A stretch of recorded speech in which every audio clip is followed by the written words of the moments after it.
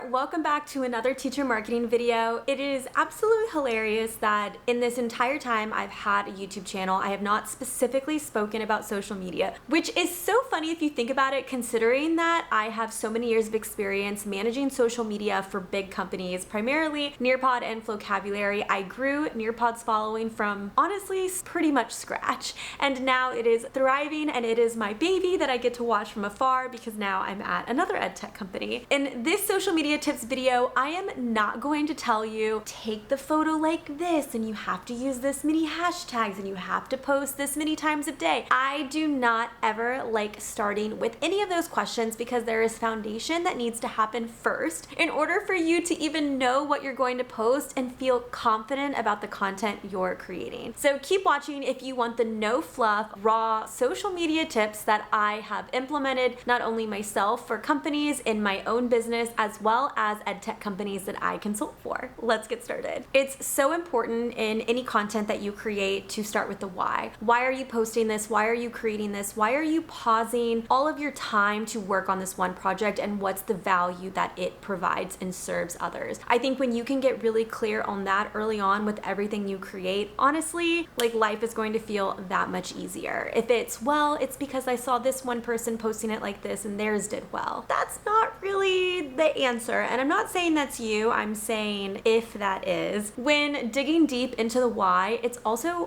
why this piece of content for your audience. And tip one is you need to get really clear on the audience that you're serving. If you are a TPT seller or a teacherpreneur that markets to teachers, the easy answer is to say, my audience is teachers. That's my audience. I'm done. However, there are more layers to the onion than that. I encourage you to really think about your type of teacher and really paint a picture of their aspirations, their challenges, what are their hopes and dreams, what makes them sad, what makes them happy. And those are the kind of things that you can embed within your content. So for example, why does coffee content do so well on Teachergram? It's because teachers are tired, teachers are really busy, and they need that caffeine to survive. And that's the deep reason of why that content resonates, is because it makes sense and it's relatable for teachers that are in the trenches of like, yes, I want to start with the coffee. Or for example, for my audience, if I were to post it, it would be phrased as in getting ready to crush my goals, getting ready to create something magical. There are different ways that we can position the thing into the value for the audience. I encourage you to really think about what type of teacher that you create for. I am a teacher marketing coach as well as a lot of other things. For me, although I am a teacher marketing coach, there are specific teachers that I look for when I choose to work with them. For example, you have not up until this point seen me create any content about how to create a TPT resource or how to come up with an idea on what to sell for TPT, because that's not my niche. Although I want to support every single teacher, primarily I work with teachers who already have an idea of what they want to sell and they want to get more eyeballs to that product. So I do not fully support TPT sellers earlier in their career where they don't even have a store yet. I primarily support established TPT sellers and TPT sellers that have a store, they have products, and they really need to drive more traffic to it so they can start making that income that they deserve. Notice the difference in the different pieces. I support the majority of it, but not the beginning. So that's how I'm clear on the audience that I serve. And to be honest, I can probably be a little more clear in that when I'm creating content and thinking about that in particularly. And that goes back to the tip of always making sure that you pause before you create, so then you can ask yourself, is this serving this target audience? Because the goal is you want to envision yourself talking to that person as if you were talking to them like a friend, which is going to make the content feel more authentic and relatable. Once you know who you're talking to, now it's time to create content that is shareable. Because a lot of times we post certain things and we don't actually pause to think about how it's going to reflect on that user. When your goal is to increase reach and get more eyeballs to your content, you want to create content that is shareable, so then people share it to their feeds and then it draws more people to your account. There is science behind what motivates users to share digital content. Researchers have discovered a ton of psychological triggers that prompt people to want to share content with their audience. And if you know my background and you've heard me talk about it before, I have a background in psychology and rhetoric and argumentation, and I was a psychology research assistant for the Dean of Psychology at Baylor University during my time there, and it opened my eyes to merging psychology with marketing, and that is is why if you are not subscribed to my newsletter, you definitely should,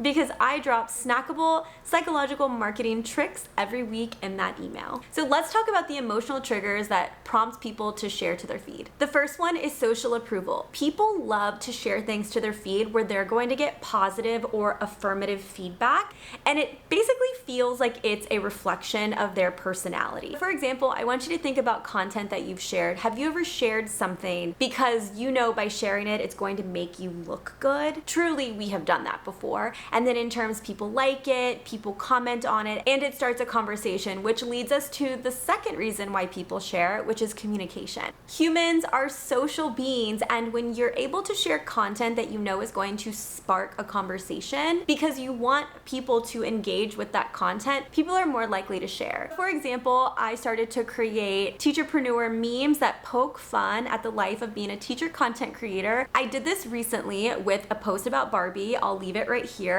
And it started a conversation because people were wanting to share it to their feed because they found it relatable. They knew their audience would also find it funny and they would also get comments. And so that was a great post that increased shareability. The next reason people are motivated to share content is because it supports ideas. Social media is often used as a signal to support ideas, whether it's something like political beliefs, religion beliefs, or just simply personal beliefs. In this way, users are able to connect with a greater altruistic good. For example, whenever you see content that's being shared to support teachers' unions, whenever you see content that's being used to share how they think about the teaching system in general or specific quotes about that, people are more willing to share that information because they want to show others they support this cause. Same with, say, Pride Month read-alouds for the classroom because people feel that that should be in the classroom. I'm thinking because it's June when I'm filming this and it's Pride Month, there are certain things people share because they want to let their audience know I support this cause as well. The next reason people share is simply for plain fun entertainment. At the end of the day, people are scrolling on social media and they just want to relax, enjoy, wind down, and have a laugh.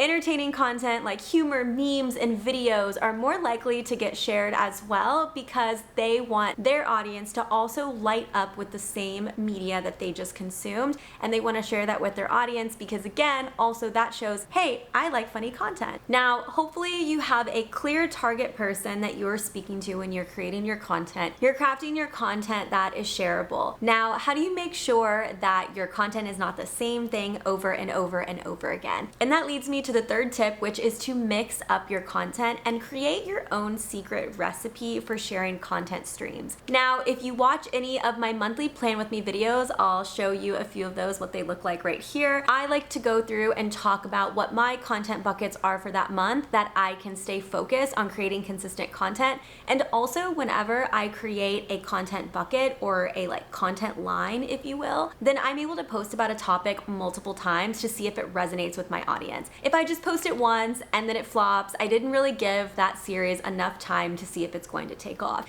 And then every month I take something out and I swap something in depending on what the data looks like. This is so important, and this is something that I live and breathe by whenever I'm consulting ed tech companies, because there can be all of these tons of ideas that we have in the sky. However, when we're able to place them in boxes of here are the themes that we're posting, it makes it that much easier. So for example, one that you're probably very familiar with, which I'll use as an example, is holidays and events. That is its own content bucket. It's inserting yourself in a timely, relevant conversation so then you can stay top of mind. At Classroom Champions, where I'm head of content strategy, I'm filming this video on the day of Global Running Day, and I made sure to partner with our team so then we could get a post out to insert ourselves in the conversation and also highlight our Olympic and Paralympic athletes. This is one strategy of a bigger part of a content strategy. This is insanely beneficial for especially teachers and everyone where they don't want to appear salesy all of the time. If you're constantly just posting your products and you're not providing value to your audience, that can really be kind of like a deflated balloon whenever they insert your page because you're not providing value. You think your product itself is value, and it is. However, you need to also provide value in terms of other topics, whether it's a laugh, it's fun, it's engaging, engaging, it's giving them a quick tip that they can walk away with. So easy content pillar ideas can be education, giving a peek behind the scenes, memes, mom life, because you want to add that content stream into your account. Maybe you're a military spouse and you want to post once a week or once every 2 weeks about what that looks like and how to balance that within being a teacherpreneur and being a teacher. Content streams don't just have to be educate, inspire. For instance, I have a content stream right now that I'm testing, which is called Real Talk, which is me sharing behind the scenes of the work that I'm doing, not only as head of content strategy at Classroom Champions, but also what I'm doing in contracting and consulting roles for other ed tech companies. The reason I'm sharing that in this content stream is because it builds authority in my niche. And it also shows to y'all, hey, she knows what she's talking about when it comes to marketing, because big ed tech companies are also hiring her to consult for their strategy.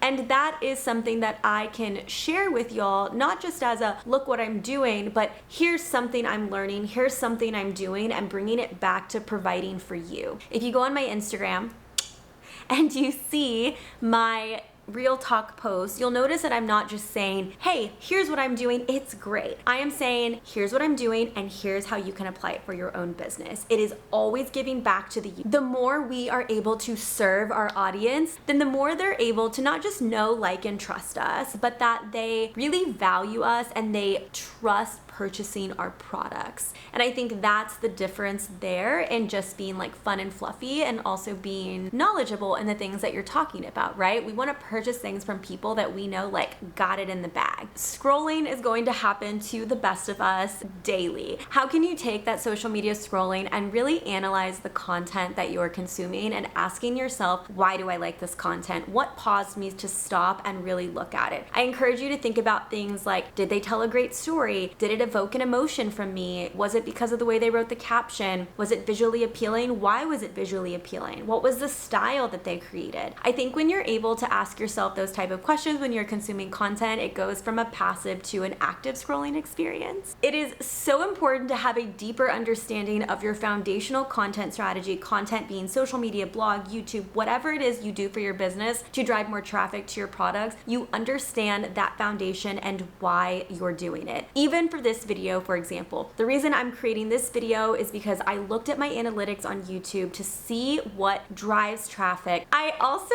have a little plan to maybe create a social media something, not anytime soon, but down the line. And this video is a way for me to start indexing for social media tips for TPT sellers. Notice how I'm thinking long-term strategy as well as short-term gain in order to meet my business goals. And we need to understand who we're talking to and why we're talking to them. It doesn't matter how beautiful your pictures are. It doesn't matter what hashtags you use. It doesn't matter how many times you post, all of that stuff. Like, I understand that there are people that have those kinds of information, and I don't think that's something to completely turn your heads on. However, if you don't know why you're creating the content you're creating for your end user, then it's not valuable. And if it's not valuable, then what are you left with?